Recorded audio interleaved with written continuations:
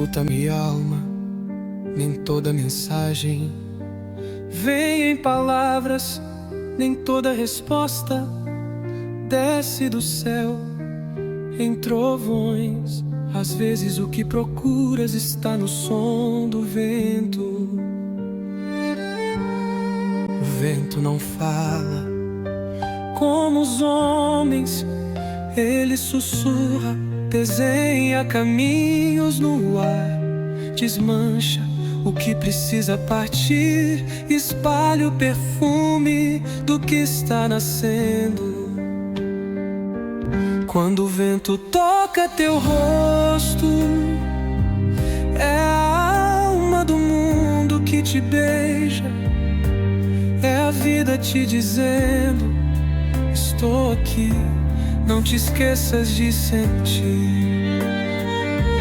Carlo aprendeu a ouvir o vento nos campos abertos, nas noites em silêncio, nas lágrimas que secam sozinhas.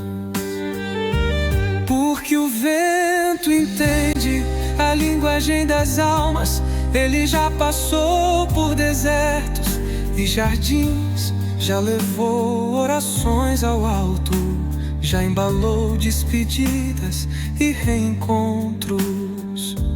Quando não souber o que fazer, quando teu coração estiver pesado, abre a janela, minha flor, escuta. Fecha os olhos, sente o toque dele em tua pele. Não digas irá dar, apenas deixa que o vento fale por ti. Ele pode levar o que pesa, trazer o que cura e lembrar-te de que, mesmo invisível, a força da vida segue te atravessando. O som do vento é a música do invisível, é a oração da natureza, é o carinho do Criador em forma do sopro.